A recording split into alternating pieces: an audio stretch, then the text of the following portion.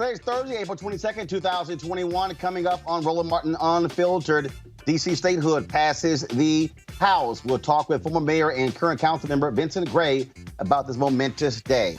Ohio officials released more body cam video of the shooting of Ma'Khia Bryant on yesterday. We'll break it down.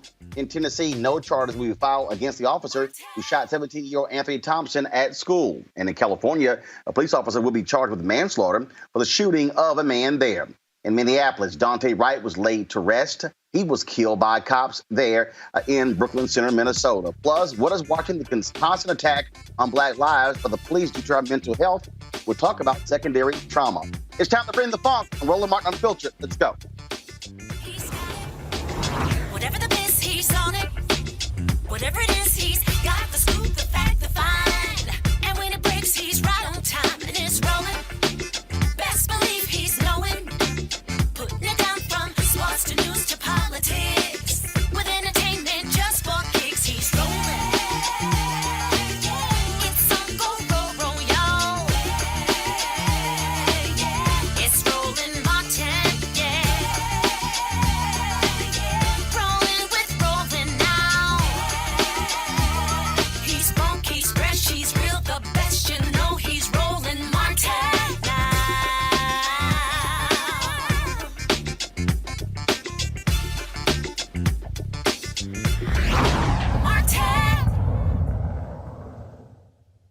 All right, folks, we apologize for the second day in a row. We had some major technical issues, and so we're still trying to get those things sorted out. But the show must go on. For the second year in a row, the House of Representatives voted to pass H.R. 51, granting statehood to Washington, D.C. It took place on a party line vote, 216 to 208. Democrats, of course, now send it over to the Senate, where the only way it gets passed there is if they end the filibuster. Republicans oppose the bill because it could mean 2 Democratic United States Senate seats, but Democrats believe granting statehood to D.C. is about civil rights and representation. And keep in mind, folks, that you have states like Wyoming, which is less population than, of course, D.C. They have 2, and that's 92% white. They got 2 Republican United States senators. D.C. Mayor Muriel Bowser released this statement after the House vote. The bill, introduced by the distinguished Eleanor Holmes Norton in 2019, would create the nation's 51st state, the state of Washington, Douglas Commonwealth. Joining us today is former D.C. Mayor and current council member Vincent Gray. Councilmember Gray, how you doing? Is the councilman there?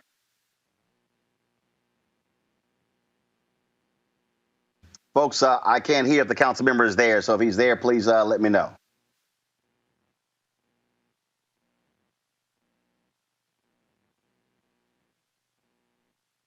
Councilman Gray, are you there?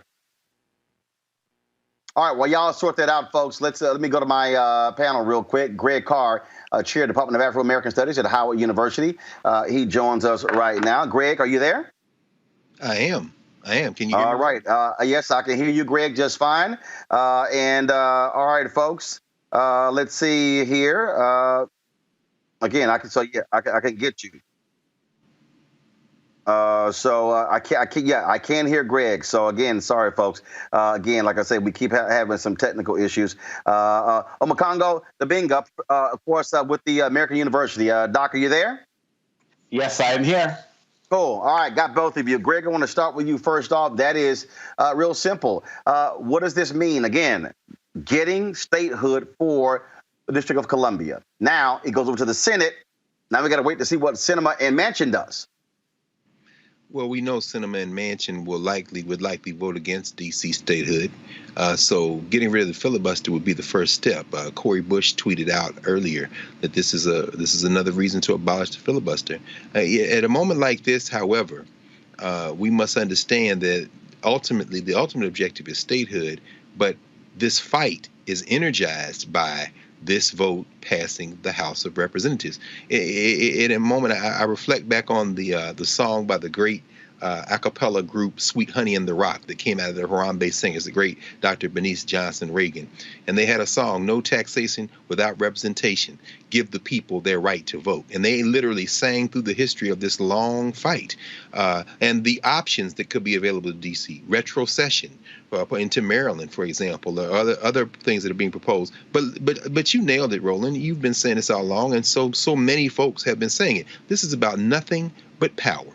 And behind that power is white nationalism. They should be afraid of two representatives from the District of Columbia, even as it becomes increasingly increasingly white, being progressive. They should be afraid of that, because what they've shown is they're willing to dismantle this entire experiment if it means they can hold on to power with those little white hands for just a little longer. So they should be shaking in their boots. Demography's coming, baby. At some point, it's going to be a reality. So today's a good day. I mean, you're absolutely right. And again, the thing that I found to be real interesting, and I'm trying to pull this tweet up here, and it was pretty hilarious to me when I saw the reaction of Republicans and all the different reasons they were throwing out here. Omakongo, one of those was by Congressman Steve Scalise. He was concerned about the crime rate in D.C. I'm sorry, is there no crime in Louisiana, where he's from? Is there no crime in Mississippi? And then not only that, first of all, go ahead and comment on that, just stupidity. I mean, how ridiculous can you get? I mean, every single day they come up with new reasons to try to deny us our rights to have statehood. As a resident of D.C., I've heard so many ridiculous arguments, and as if we become a state, even if the crime was an issue, that all of a sudden it would stop if we became a state. I mean, these guys, as Dr. Carr said, it's all about power. They don't want us to have that Senate representation, and we have to end the filibuster because they will continue to be the party of no. They do not want us to have any power, and we just can't stand for it anymore. Now, going to the House, going to the Senate, and this is just every bill we can talk about. Statehood, we could talk about the issue of H.R. 1, we could talk about the George Floyd Justice Act. Everything we talk about, it boils down as to whether or not the two senators from Arizona and West Virginia are going to have some goddamn guts and end the filibuster. It's as simple as that. I mean, otherwise, what the hell are we doing? Otherwise, what we're seeing right now, Mitch McConnell might as well run the damn Senate. I agree 100%, man. It is completely ridiculous. It's as if Mitch McConnell still is running the Senate, because earlier we had a situation with the anti-lynching bill and the George Floyd bill, bills that get passed by voice votes. They said, well, once we get the Democrats into power, we can make some changes, but yet here we are. And we have Mitch McConnell issuing warnings, saying, well, you better not do this, you better not do that, or you're going to pay for it. Well, right now it's like they're still in charge. So we got to get those guts up in there. And Manchin and Arizona Senator as well, they got to really make sure that they understand who they're representing. And I'm hoping that when we get to these midterms, we can get some more representation so that they won't even be a factor. That's right. That's right. Look, Greg, go ahead. No. Go right ahead. I'm sorry, brother. Well, but here's the deal, though. I mean, I understand that particular point there, but guess what? If the Republicans are able to push through their voter suppression bills, that's going to be a problem, because here's the piece. Right now, Democrats only hold a 4-vote majority in the House. If the Republicans gerrymander congressional seats, Democrats could lose 5 seats in Florida alone. Boom, your majority is gone. It's true, Roland. I mean, and I must agree with Dr. Dibinga. We have to, and we've been saying this all along, and this is another reason why this space is so damn important. Folks, tell people to really support Roland Martin Unfiltered, because this is a nuanced conversation. We have to be thinking not only the short game, but the long game. The midterm elections were always going to be in play. The Democratic Party, quadrupling down on their appeal to the lost white nationalist vote, flubbed these recent elections again. But because it was a presidential election, black and brown folk, particularly black folk, voting in our own interest and in self-defense, put Donald Trump out of office.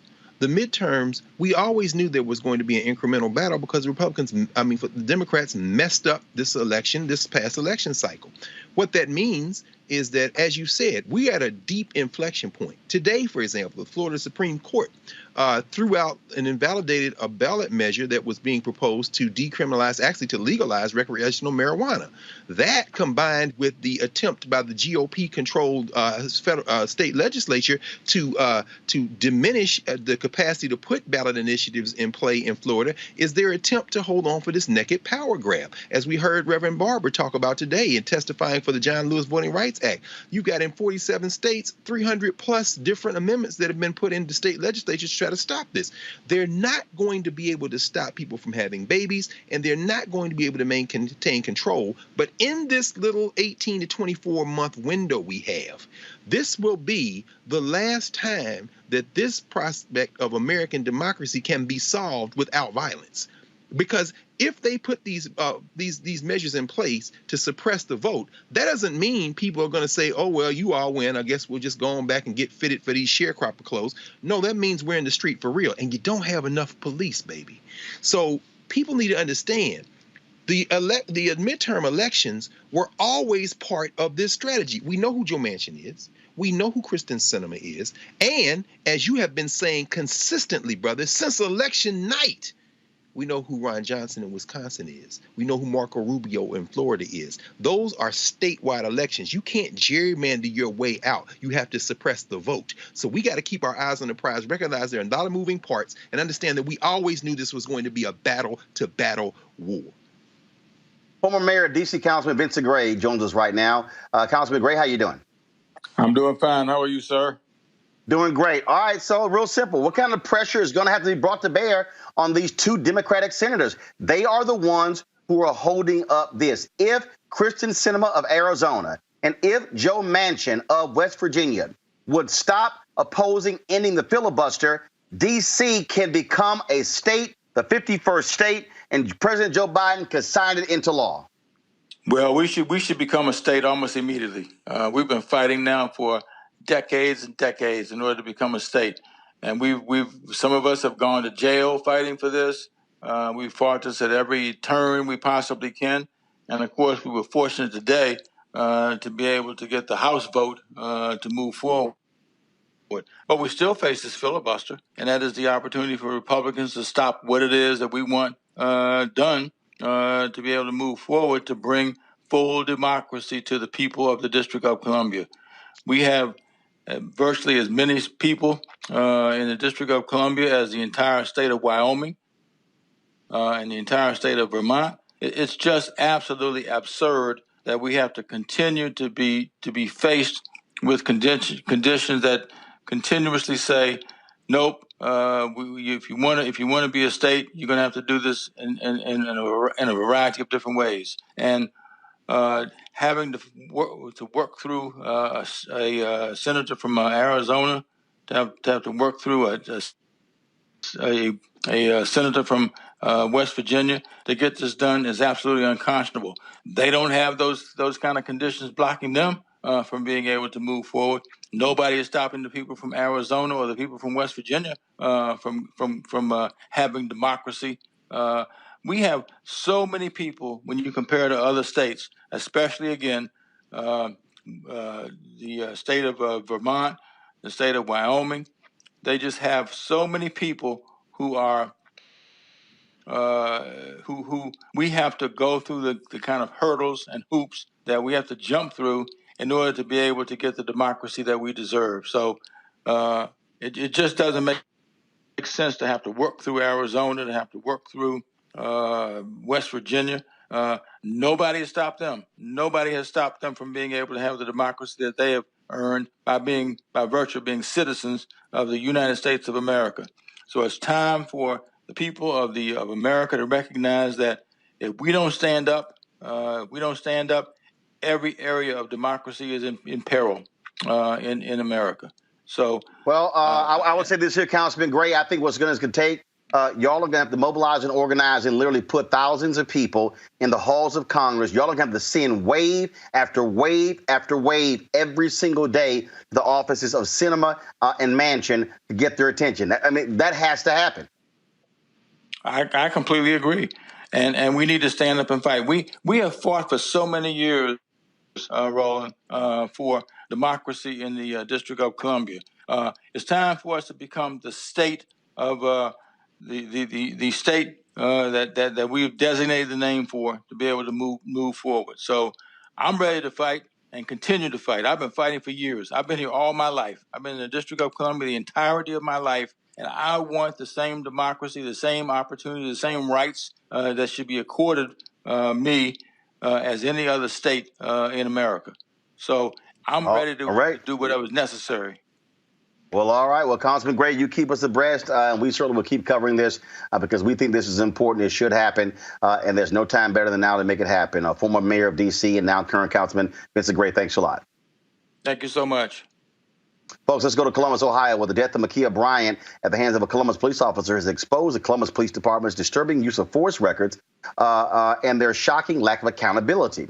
Now, yesterday, we talked about the body cam footage that was released. And then, now let's do this right now, though. We're going to break this thing down with 3 former police officers. But here's the deal. From 2001 to 2018, according to the Columbus Division of Police, there were hundreds of use of force incidents with just 1 resulting in discipline. Now, regardless of the amount of force used, 99% of incidents in Columbus took place with no discipline whatsoever. We're going to talk about that in just a moment with Samuel Singyongwe. But folks, I mean, it's just crazy what we're seeing. I want to introduce right now to you our law enforcement panel, Reddit Hudson, founder of the National Coalition of Law Enforcement Officers for Justice, Reform, and Accountability, Randall Ennis, a criminal defense attorney and former police officer, Linda Williams. She's the president of the National Organization of Black Law Enforcement Executives, and data scientist and policy analyst Samuel Singyongwe. So glad to have all of you here. And so let me know when we have Reddit on the line. So let's do this here. Okay, so Reddit's there. I don't see him. That's fine. So let's do this here. I want to go to all 4. I want to go to the 3 law enforcement officers first. Linda, I want to start with you. You've seen the video. You've seen the video of Ma'Khia Bryant being shot 4 times by the police officer there in Columbus. We played it repeatedly on yesterday. Your assessment of what took place. It was 22 seconds from the moment the cop opens the door to the first shots being fired. He had a taser on him in his front belt. Could have used that. But so your assessment, was this proper use of force? Was it a justified shooting? So thank you, Roland, for having me. A couple things. First and foremost, we've lost 2 many lives, and yet another family is mourning the loss of their loved ones. Now, as law enforcement teaches use of force was justified yesterday. Now, that's not to say that because use of force is justified that you cannot use other options. They train in law enforcement that you counter force with equal force or a step above. In that split-second decision, as that officer came upon that, he used that deadly force. Now, in itself, that's why we're looking at this thing frame by frame, and we will dissect it and it's an active investigation. However, when he approached, there was deadly force being to that young lady that was against the car. Whether he used voice commands or not, he was trying to neutralize that situation because deadly force was being used against the young lady in the pink suit. Now, I have not heard or seen it in its entirety, if he used voice commands or whatever, but he was tasked to neutralize. I'm sure as he look again, if he had a taser, maybe he would have, should have, could have used a taser, but in that split-second decision, he was trying to prevent the death of another individual. Now let's go to you, Randall. You're a criminal defense attorney, one police officer. Your assessment of this shooting of Ma'Khia Bryant. Yes, Roland, thank you for having me. And of course, our thoughts and prayers go out to the Bryant family. Any loss of life, of course, is tragic, but it's especially tragic and disturbing when it is a 16-year-old. I think we need to take a step back a little bit. I mean, you could start where the police officer who's in a cruiser is receiving a call from dispatch. I'm not 100% clear what he heard, but, you know, the likelihood is he was told of an altercation. He may have been told about a deadly weapon, meaning the knife. And then, of course, we pick it up from that 22-second time frame. He gets out of the vehicle. We see him approaching. We see some violence occur with the decedent, Ms. Bryant, and another woman. We see that sort of a force used.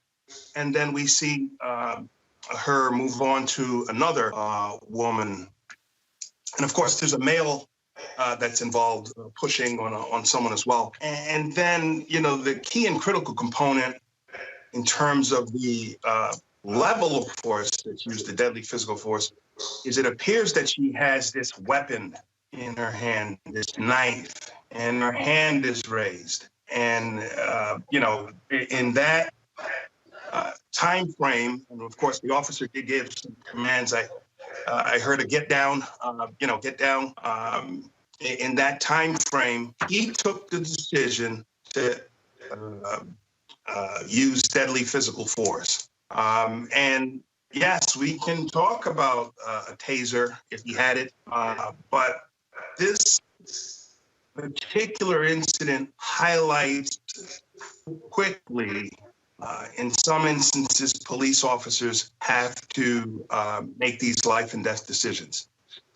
There's going to be an investigation, of course, but as I see it in that little time frame, and in the investigation is, of course, ongoing, and perhaps there'll be more video footage released. There'll be more information released from the dispatcher and what occurred in that regard. But if that is in fact a knife, and she's about to exert potentially deadly physical force on another person, under the law, the officer might be justified in exercising deadly physical force upon the perpetrator. In this case, unfortunately, a 16-year-old Miss Bryant.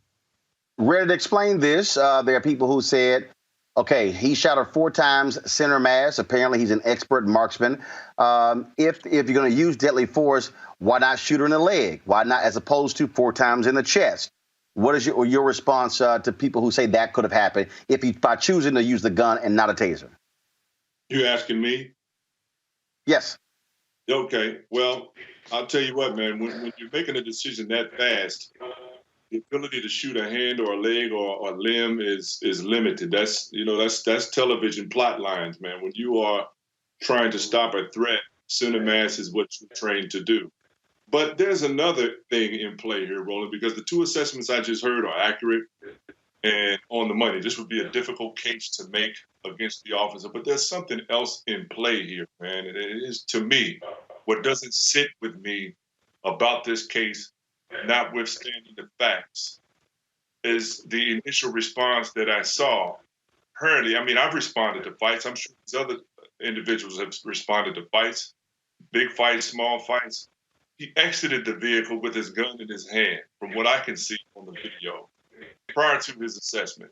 Whatever the call that came out, prior to his engaging these people, he already had his weapon in his hand. And the other hold up. I don't think he did. So hold on one second. Hold on a second. Let's read it in 1 second. Let's do this here. I know we have the video queued up. I don't want to have to show the video, but folks, if y'all could go ahead and cue the video up, I just want us to be clear. Let's do this here. Go ahead and roll the video, so that way we see exactly what's going on. Go ahead. Yeah. What troubled me. So here we go. So here we go. Here we go, Reddit. So here we go. Hold on 1 second. So right there. So according to what we just saw there, Reddit. So guys, roll the video again.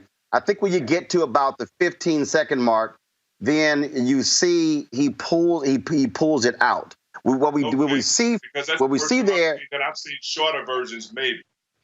Yeah. So this is the actual. So let's do this here. I want you to turn the audio up so our guests can all hear the commands. Then they can actually see what happens. So play it now. Okay, and then let me tell you what I was going to say. What's going on? Hey, what's going on? Hey, get down! No, you ain't shoot my fucking baby! You shot my baby! Okay, here we go. So we can bail out of that now. So he comes up, he says twice, hey, what's going on? Then all of a sudden he sees Bryant, another girl, come tumbling towards his direction. Then all of a sudden he appears to reach for his gun. Then she goes towards the young lady in the pink. And then that's when he yells, get down 3 or 4 times, then fires 4 shots, center mass into Bryant. Go ahead, Reddit. Right. Now, what I would say, just based on what I saw there, still, I'm in the same place I was prior, Roland. It looked like they had enough officers on the scene to physically engage these young people without firearms. When the young lady first ran out and pushed the girl down right by him, to me, in my experience as an officer, I would have had hands on her then, because I'm already telling you to stop doing what you're doing.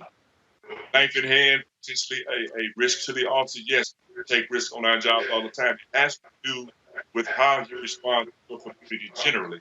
It has to do beyond your training and the technical do's and don'ts that have to do with liability for the department, how you feel about the community you're policing. And when you respond to a fight like that, what bothers me is that even though the prior assessments that I just heard are absolutely correct, those assessments apply across the board. How many examples of white kids have seen lethal weapons in hand? Kyle Rittenhouse murdered somebody and then walked down the street with the weapon still in his hand. Got a good arrest of danger. They gave him glass of water. Bill murdered 9 people while they were praying. And his captain still on, and they buy him a hamburger. It has to do with the systemic response to us as a people. Yes, on the facts, was the officer in court of law justified in using deadly force? Yes. We don't know that that would have been a fatal wound to the young lady had the girl been able to stab her, but who's to say? And who's to say if I'm the young lady in the pink or the parents of the young lady in the pink that I don't want that action taken? It's a complication there for our community to have an in-house discussion about relative to violence in our community. But writ large, man, the problem remains that law enforcement's response, on facts included, is different in our community than it is in their communities. And that is the system that we have to address. And we will address it. I'm confident in the momentum that has been gained by the work that people have done on the streets, organizers and activists, and the increasingly amplified voices of brothers and sisters like these 2 individuals that you have me on today with, really addressing the issue of systemic racism in our criminal justice system. I don't think I would have made the choice made. But Samuel, right? Yeah. Samuel, you're not you're not a law enforcement officer. You're a data specialist, and you have been unpacking the data of how problematic the Columbus Police Department has been over the last almost decade. Could you explain that? Absolutely. So first of all, just to build off of the last conversation, Ma'Khia Bryant should be alive today, right? And I think, frankly, when we look at the data, if she was in virtually any other country, she would have been alive today.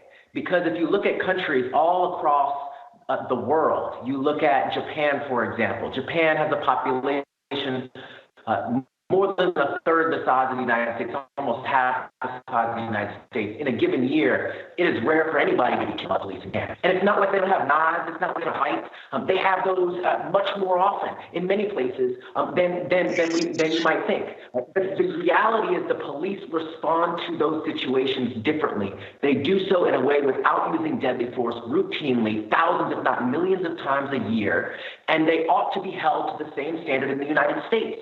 We shouldn't be accepting a reality in which people are being killed by the police because they had a knife.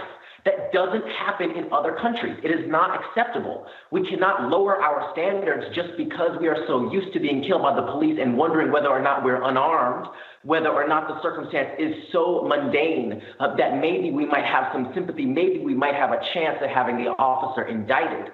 No, we have to look at this in the context of what's going on across the world. Policing is not unique to the United States. There are different approaches to each of these situations, some of which protect and preserve both the people who are feeling threatened in that moment and the people who are allegedly the perpetrator, so that they can see their day in court, so that they are not being killed on the spot. The police should not be judge, jury, and executioner. Now, that being said, with this individual case, we need to look at the entire systemic factors that have been alluded to that are bigger than this individual case and are also clear in plain view in Columbus. In Columbus, Ma'Khia Bryant was the 5th child killed by the police since 2013. The 5th one. So this is a pattern. Columbus Police Department, Columbus Police Division has killed more children than any other local law enforcement agency in the country, other than 3 agencies. So again, like this is a huge problem. When we dive deeper into the data, we've been tracking killings by the police all across the country. What we have found is that 45 people have been killed by the police in Columbus since 2013, 45 people, and that Black people are 5 times more likely to be killed by the police than white people, and that there are particular officers on the force that multiple shootings on their records, use force over 100 times, and not been accountable. 99 of all use of force incidents, there is zero discipline, and that 1% is a counseling or a verbal reprimand. It is not a termination. So again, that's the system that we're looking at, and that's what we need to be focused on, not sort of trying to untease the particulars about this individual case, because we already understand that this is a bigger problem and it needs a bigger solution. Linda, your thoughts about what Samuel just laid out. 40 people have been killed by Columbus police since 2013. My brother is on spot. I used my platform since I became president of Noble in July of 28 to call out systemic racism. Now, everything that me and Randall stated are true, but what he stated is true. There is a disparity in how they treat Black and brown citizens. I said that, you know, in law enforcement, you are trained to counterforce with a counterforce of equal force or one step above. But I dare to say, if that was a citizen that was not Black or brown, I'm certain the approach would have been different. And so, again, we realize that there's a dual system of judicial in our country. And, of course, we have to call it out for what it is. But that was just one, and, you know, you asked a question from a professional perspective. That's what they're trained to do. Let me just say that was done in a split second in over 30-some years of law enforcement. I have never been trained as a deputy sheriff or a federal agent to do warning shots or practice shot. We are trained to shoot center mass to neutralize the source. However, as again, there are other ways that you can do it, but that was a split-second decision. And I do concur with you. Racial biases do play into it. You know, people look at us and have a whole nother assessment of how they're supposed to mitigate a circumstance. So I dare to say, if it was some citizens that were not Black and brown, it probably would have played out different. But as it was given and as that officer approached, he was trying to neutralize deadly force. Randall, go ahead. Yeah, well, so far I haven't heard anything that I necessarily disagree with from anyone, from all of the esteemed panelists. You know, this to a large degree, if we step back, is a societal failure. I mean, when you look at what happens in certain communities, in our communities, when you look at the manner with which police are trained, and I mean that from the perspective of better training, more training, train. I mean, in our society, it's people come to the equation with their biases, and you know, we have to realize that when you put a police officer in an academy and you're training them ostensibly, perhaps the way they were trained in 1960 with a few variations, maybe a different weapon or, maybe a little bit more in terms of the spectrum that involves diversity. Maybe there's a little bit more, but you cannot stop the quest to train police officers better. And the best police officers, I don't think, would disagree with that.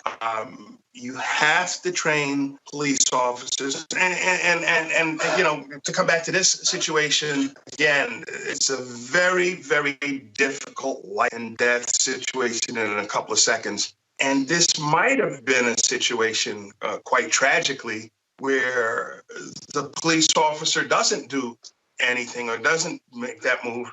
And unfortunately, or makes it a second later, and you could have 2 people dead. You can have,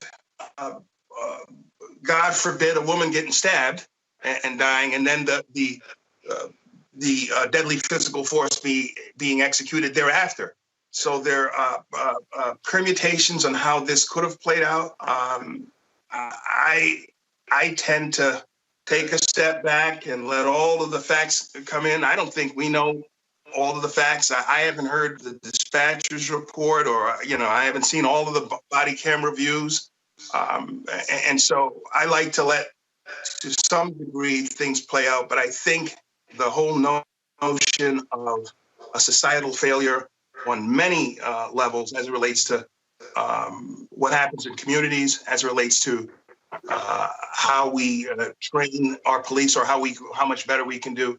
I think that all gets brought to the fore here. But to the point here, Reddit, that Samuel was talking about, and we had the mayor on last night, and he laid it out. I mean, the reality is this police department has a problem. The mayor told us last night right here on Roland Martin Unfiltered, for the first time, he is going to hire in the history of this city a police chief not from Columbus. Because of the last shooting, when I had him on about 4 or 5 months ago, they pushed hard for every officer to have body camera footage, because that was a part of the problem. And so the Columbus Police Department, they've had historically, as Samuel laid out, that number of shootings over an 8-year period. I think Samuel even put out a tweet that 6% of the officers were responsible for 50% of the use of force incidents. Reddit? Wow. Yep. That's correct. I don't disagree with anything that I've heard either. I will say, though, as you heard me say in the past, Roland, I think the best training, writ large, notwithstanding the facts of this case, which are narrowly confined to an incident that on camera appears to be legally something that this officer was able to do, the best training, to me, is accountability for those officers that violate our civil rights, human rights, and civil liberties across the board. I don't think that you can train racism out of any officer on any department. Too many times that has been part of the cultural problem in law enforcement from coast to coast. So I think that the best training that these officers can get, writ large, not necessarily in this case, is accountability, being punished when they violate the rights of the people they are sworn to serve. That's not the only department that has problems across this country. Right here where I am in St. Louis, we have major issues on our police department in terms of use of force, excessive force violations, and people being killed by police while unarmed. Yeah, there's a case here, just to give you an example. Jason Stockley was a former officer here who announced a murder on camera. He was caught on the camera inside of his car and audio. And, doing it, he said, killed him. And they caught up to him, and he emptied a clip into him, exonerated by a judge here in St. Louis. So it's a systemic issue. One we're going to have to continue to stay focused and fight, and to help brothers and sisters on this panel and others in that network of people who are criminal justice advocates who also have law enforcement experience are going to play a vital role in our ability to address the culture that produces outcomes like this, notwithstanding the facts of this situation where the young lady had a knife. Yes, but with that responsibility, different lady. Samuel, final comment, please. So all I'll say is, we talk about training, but it's not that these officers who are using force at such high rates are not trained. In many cases, they're the veterans, they're the trainers. We saw with Derek Chauvin, he was a trainer, right? We saw, Daunte Wright as well. Officer Potter, she was a trainer. Like, these are officers who are trained extensively, more than the average officer, and they're actually engaging in even more force. So I don't think that we can just throw training at this and expect a different outcome. I think many of these officers have been trained quite extensively, and that's part of the problem. When we look at what they're being trained to do, 58 hours on average for a recruit, 58 hours you spend firearms training, learning how to shoot, again, center mass. Not every country does that. In Spain, they actually do train officers to shoot at the leg, and the police manage to do that. Now, it's not impossible. Again, we can look big, we can think bigger. But again, you have trained 58 hours in firearms, 8 hours in de-escalation. So what are you actually learning to do? So again, I think we have to think bigger than training. We have to think about expectations around officers and holding them accountable to those expectations. And frankly, raising the bar on what we expect these officers to behave like.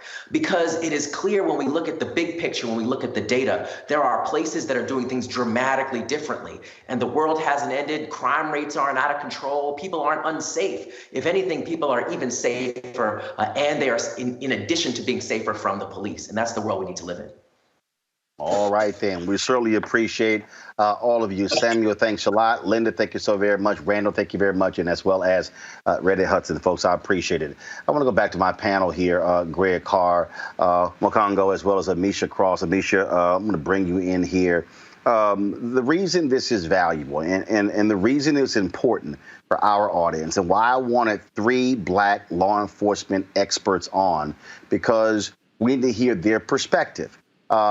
In terms of this particular shooting here. There are a lot of people out there, and I literally had some calls from people who said to me, Roland, this is not one of the issues that we need to be spending lots of time on. We need to move on. And I said, no. I said, absolutely not.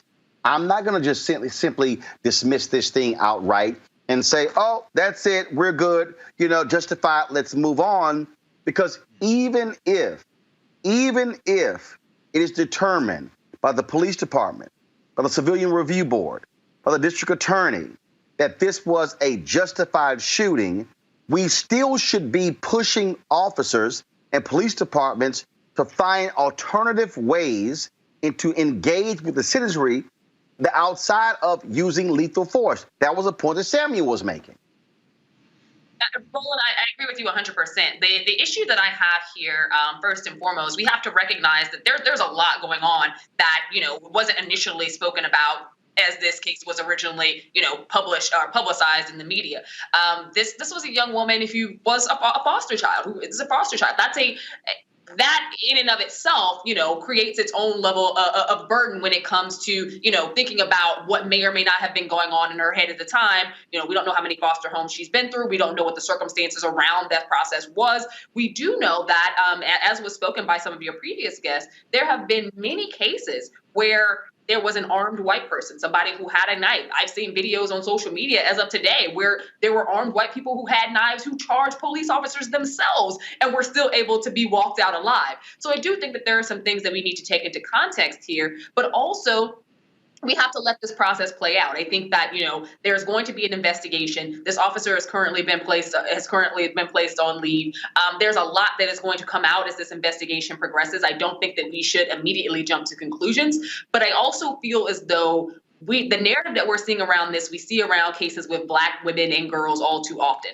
There is a quick push for advocacy when it comes to African-American males when they are facing deadly force or when they've passed away due to an officer's excessive use of force. We don't see that same rally around when it happens to be a Black woman or a Black girl who falls victim to the same thing. So I do think that there are advocates who are right now saying, hey, don't just dismiss this because you would not if the same situation happened to a Black man. Let's make sure that we are being vigilant. Let's make sure that we are pushing to have reforms, but also let's make sure that we are not accepting officers who use deadly force when we've seen cases where deadly force is not used when the person isn't Black or brown. And I think that that's the bigger part of the issue here. We've seen mental health cases. We've seen cases where the person doesn't have a mental health issue, where, again, deadly force was not used. Somebody brought up Kyle Rittenhouse. He walked around with an AK-47. Deadly force was not used. We saw how, there's been apprehensions of white terrorists, essentially. We saw it with the guy who shot up the church in South Carolina. At the end of the day, we see time and time again where there has been a weapon, a highly potential deadly weapon, where white people have been apprehended and there has not been a death. So I do think that there's something to be said about how the force was used in this case. Let's, on that particular point there, Mokongo, again, lessons learned from this. That is important because, as I said, even if they determine this was a justified shooting, we should still be using it to train officers to say, how should you respond? What should the reaction be? All those type of things in order for people to understand, why this matters, how critical this is. Absolutely. And going back to what Ms. Cross was saying as well, particularly for our Black sisters and daughters and mothers. So many things get swept under the table. And I have a child, my daughter is about to be 15. And so seeing these videos, it's extremely problematic. And one of the things we have to pay attention to, Roland, when you talk about lessons learned, I wonder if Columbus Police Department would have been so quick to show this video if the officer was completely unjustified in what they did. And so what they're doing right now is they're quick to build this case right now where everything that they're saying, everything that they're showing, even from the 911 calls, is building up this case to support this officer. And I don't think it would be the case if it was in reverse. So I think that's also something we have to pay attention to. Another thing we have to pay attention to is, as the mayor said, is that some are guilty, but all of us are responsible. We need to, like you said, keep the pressure on to make sure that we're checking how the training gets done, to check how people are allocated in terms of the communities that they serve in, and to really focus on this thing called de-escalation. Because if we don't have that, there's going to continue to be more black bodies on the street. They're going to be younger and younger, and people are going to continually say that they're justified while the Rittenhouses of the world continue to walk free. I saw a story of a man who was, the police officer got caught into the window of this guy who was trying to get away, white male, and he started jacking him up with a hammer, hitting him in the head, and still walked away fine. And one of the officers there had a rifle. So we have to acknowledge these disparities. And like you said, we can't just let this go because it's most likely going to be determined as justified. There's more work that needs to be done, especially when it comes to protecting our children. Greg Carr. Oh, I mean, of course, I agree with everything that's been said. I don't think that you can train racism out of these folk. In fact, I think about the social scientist Amos Wilson, who once said that black folk kill black folk because we haven't been trained to kill white people. And as I'm listening, I wonder how many black police officers have killed white citizens. I understand that these aren't movies and you can't shoot in a particular place to wound, but what I saw there were girls clustered up, swinging at each other, and this man very patiently, very quickly, very efficiently pulled out his gun and fired in a way that he assumed he wasn't going to hit anyone else. But see, this gets down to the real issue, it seems to me. The philosopher Sylvia Wynter, right after the Rodney King insurrections of 1992, where we saw for the first time that videotaping the police beating the hell out of a black person has very little meaning to a jury determined to let those officers go. She said, she quoted 3 initials, which were used at the time by LAPD when they were responding to something involving black folk. NHI.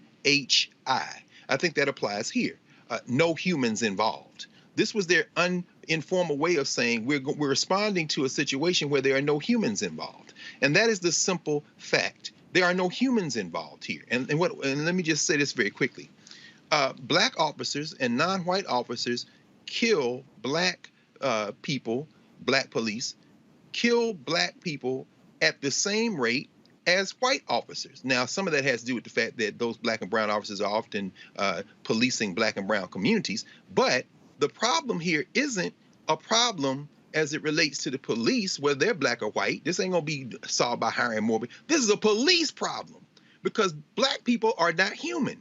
The Financial Times today had a report, and they were citing the work of the criminologist at Bowling Green State University, Philip Stinson, a former police officer, said that about 1,000 people a year in the United States are killed by police. Less than 2% of those deaths are ever result in charges being filed against the officers. And since 2005, there have been about 140 cases of police being arrested on charges. Of the 97 cases that have concluded, only 7 have resulted in murder convictions. Now, y'all know why that third charge in the white boy in Minnesota, you know why they were able to get that 3rd-degree manslaughter charge? Because up until then, the courts had ruled that you could not use 3rd-degree manslaughter except as if a person were threatening a group.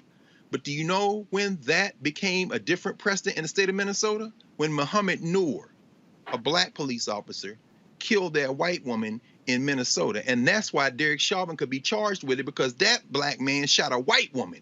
You going to jail. Ask yourself, how many black cops killing white people out here? That's as far as you need to go in this analysis. Folks, today, the police officer in Tennessee who shot and killed a 17-year-old black student inside his high school, they released the body cam footage in that particular case. It has been very traumatic. His family did not want the body cam footage released. Again, trigger warning to those who, give you about 10 seconds if you want to turn away and not see this particular video. But we wanted to be able to show we've been talking about it. It's another one of these examples. So let's go ahead and roll it.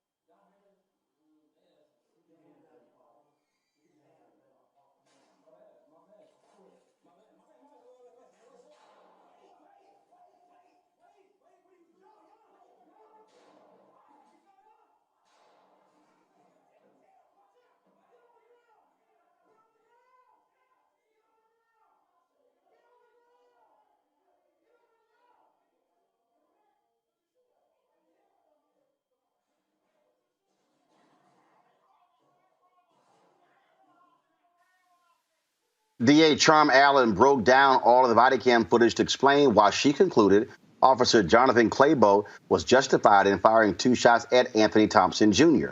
Authorities decided to release the body cam footage showing the events leading up to and what happened on April 12th inside the Austin East High School bathroom. Now, this incident all started because Thompson's girlfriend told her mom that he assaulted her. This is some of the 911 call.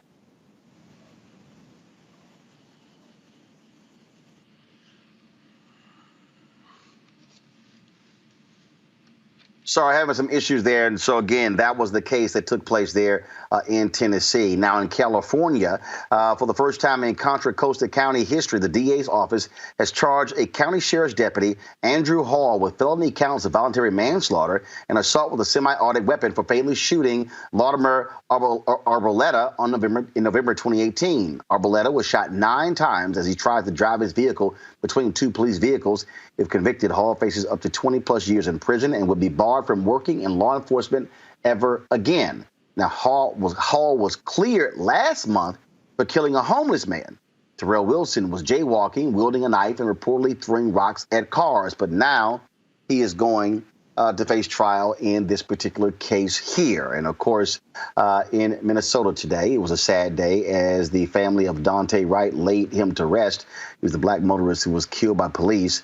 Friends, family, including relatives of George Floyd and Oscar Grant, gathered at Shiloh Temple International Ministries in Minneapolis to pay their respects. Congressman Ilhan Omar presented Daunte's mother, Katie Wright, flag that flew over the Capitol on behalf of Wright. And so it was quite the emotional day.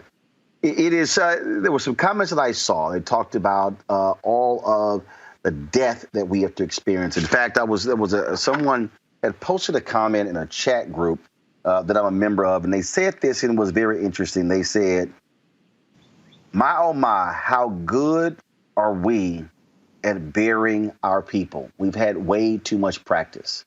How do we deal with and confront the black mental health when it comes to these issues in terms of this, what is some called secondary trauma?" We're joining us right now out of Ohio is attorney and mental health advocate Corey Minor-Smith. Corey, glad to have you in Roland Martin Unfiltered. Speak to that issue in terms of dealing with these fundamental problems of people seeing this, that how we have to give trigger warning before we show video on here. People have to do the exact same thing. Instagram actually sets it to where before you can actually see some content, you can label it to give people an opportunity not to have to watch it. Yes, it's very important to have those opportunities to turn away. For many of us, it's just generational trauma in and of itself, compounded with everything that we're seeing in present time and even yesterday. And I just want to take this opportunity to extend my condolences to Ma'Khia Bryant's family and the Columbus community.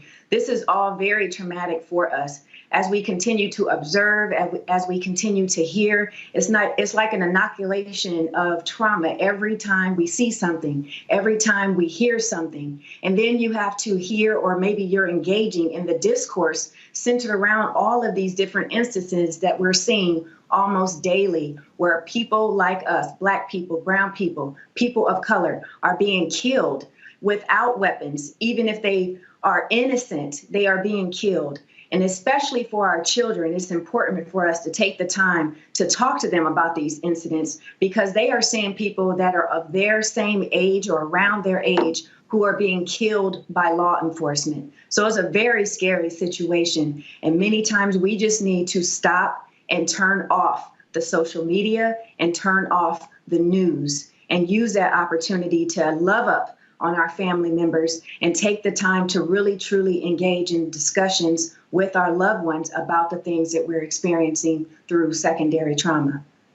So how do we deal with it? Because there was a comment I just see right now. Zeta Jones on YouTube says, we haven't dealt with it. We're just coping. Right. So we need to, especially in the Black community, to embrace the opportunities to engage in counseling. There's a lot of stigma associated with mental health, and for sure to go out to receive treatment from a counselor or a therapist or a psychiatrist, or to rely on medications. So it's important for us as a community to embrace opportunities to engage in counseling and to take the opportunity to, incorporate that in our religious beliefs as well. So it doesn't make you less than a Christian because you rely on outside sources other than prayer and leaving your issues at the altar. But these things are very real, even if they're not happening to us. But for many of us, we've had these things happen in our own families. And so it's important that we take the opportunity to address it individually and collectively. And so with that, I mean, obviously, we can do that as individuals. It's very easy to say turn it off when, in fact, we people are living. I mean, it's ubiquitous, these devices. And so, so when we talk about talking with children about it, what do we say? Are there any other tools that can be provided to help people?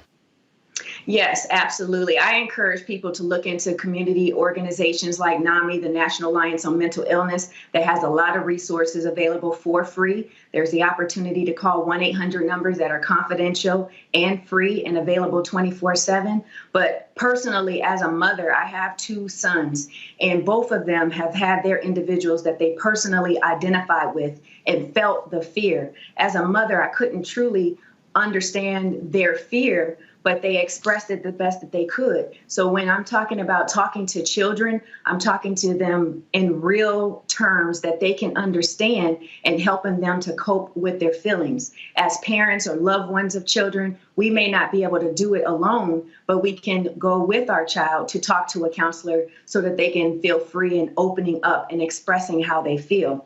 It may not be easy, but the first step is for the caregiver to sit the child down and just listen and take the opportunity to try to understand how the child is feeling, and then work together to have coping mechanisms that the children can use when they're not in your presence or when you all are together. So, for example, my youngest son, he is around the age and would have been Tamir Rice if he was still alive. And when he heard of Tamir Rice's death, my son did not want me to pick him up from his grandmother's house, which was literally down the street. But he was so fearful of the police that day that he literally begged me not to come and pick him up from his grandmother's house. He asked me, why do they hate us so much? He said that, they would pull us over and kill us. And that was his fear. That was his thought. So I couldn't immediately tell my son, no, don't feel that way. You don't have to feel that way. But as a mother, hearing his words, I had to listen to what he had to say and then help him to navigate through how he was feeling, and then offering that opportunity for him to talk to a professional if he chose to do so. So our children know way more than we know. Of course, I wouldn't have wanted him to see the videos, but he did. is easily accessible to all of us, and especially our children. My oldest son directly identified with Trayvon Martin, and he felt scared to just go to his grandmother's house on the bus. And he advised me or warned me that he might not come home. And I didn't understand what he meant. But he told me Trayvon Martin was just going to the store and he never came home. I'm going to grandma's house on the bus, but I might not come home. And that's a very, very real feeling. And it's scary as a parent to hear that because you don't know what you can do. And there's very little you can do when your child is not in your presence. Corey Minor-Smith, we appreciate it. Thanks a lot. Thank you. Greg, Carl, I want to start with you. How do you deal with this in your students, your class? Because surely this comes up. Well, I think Attorney Smith is right. The first thing that I try to do is remind them that this is a safe space. It's one of the reasons that they chose coming to a black college. That's number one. And then, as she said, I listen. But I listen with an ear that is attuned as a black man to the fact that we experience this trauma in ways that make us internalize our true feelings. And so what I found over the years, I guess now over 25 years of teaching between Ohio State Temple and now Howard, classes close to 30, what I found is that when we are comfortable and when we have our conversations with each other, if we can let go of that fear, what comes out is the rage. What comes out is the anger. And sometimes it has to be triggered with a prompt. So in my hip hop class, for example, when we get to the part now in the early 90s, we start talking about gangster rap. So I'll play Fuck the Police, coming straight from the underground. Young brother got it bad because I'm brown. And they think they have the authority to kill a minority. But see, I ain't the one for a punk motherfucker with a badge and a gun to be beaten on. I said, now what do y'all think about that? What comes out is the anger. See, because what that trauma breeds is fear. And we often respond to the fear by somehow reinforcing the idea that we can't stand up straight and express what we think. And I think that is the thing that cripples us.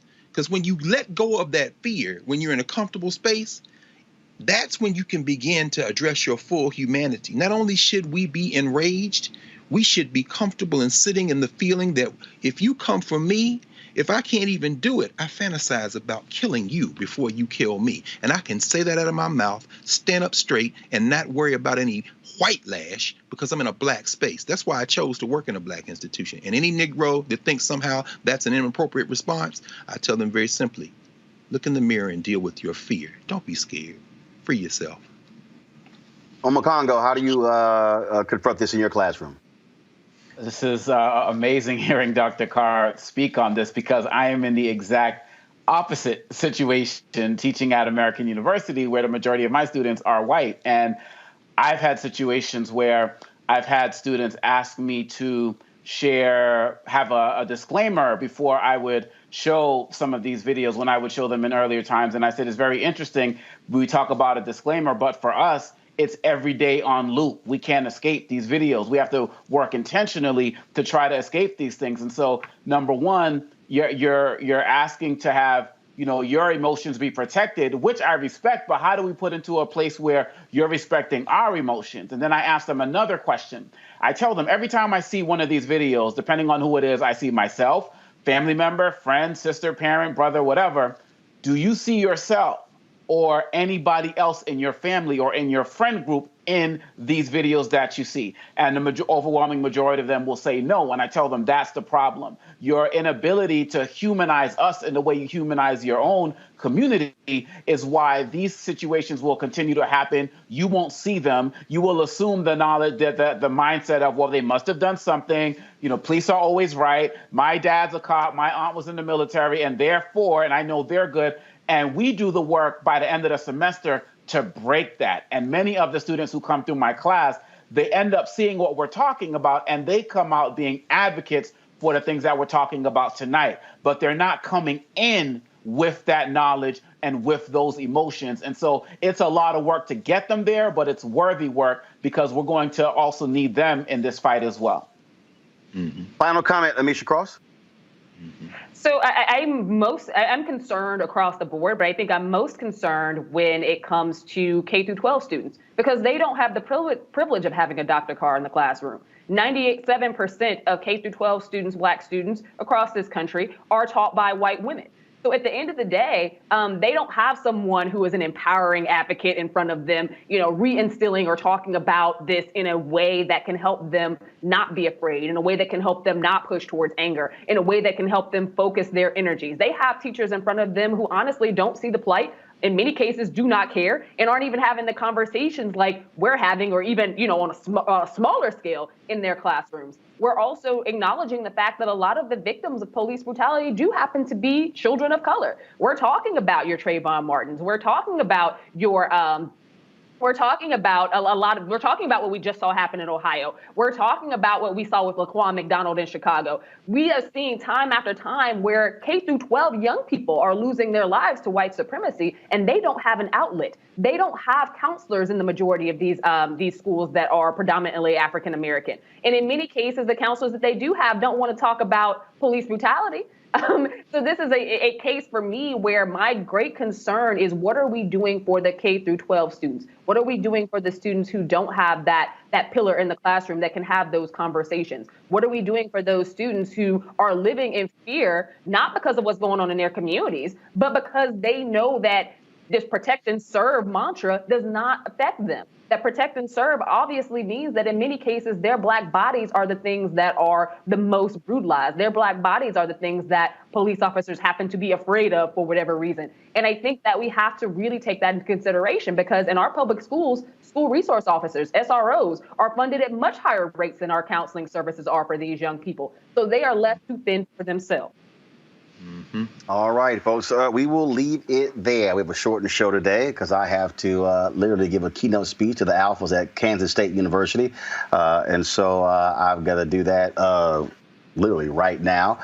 So Omakongo, Alicia, and Greg Carr, I certainly appreciate y'all being with us. Folks, if y'all want to support what we do here at Roland Martin Unfiltered, please do so by joining our Bring the Funk fan club. Every dollar you give goes to support this show. It allows for us to continue doing the things like building our OTT app, so you don't have to worry about watching solely on YouTube, Facebook, or Twitter as well. So simply go to our Cash App, $RM Unfiltered. You also paypal.me/R Martin Unfiltered. Of course, Venmo.com/RM Unfiltered. Zelle is Roland@RolandSMartin.com or Roland@RolandMartinUnfiltered.com. All right, folks, that is it. I certainly appreciate it. Thank you so very much. Again, we're building something great. I've been on the phone last couple of days. Our OTT platform is coming along very, very well. And so that's going good. But let's do this here. Don't forget my 6-part series on intergenerational conversation on Facebook is going to launch on Monday. Here's a preview of our first conversation between Dr. Janetta B. Cole and activist Tiffany Law.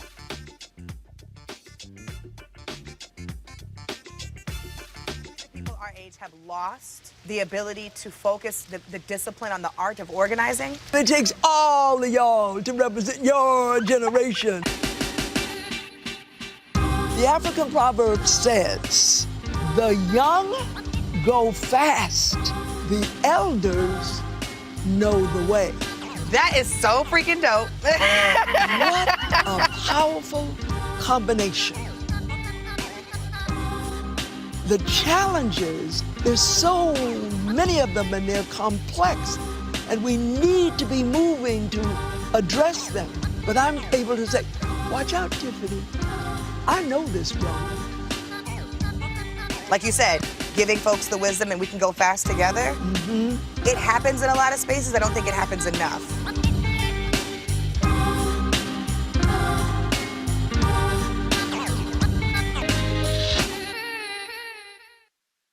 All right, folks, don't forget that conversation taking place on Monday. That's it for me. I'll see you guys tomorrow right here on Roland Martin Unfiltered. Holla!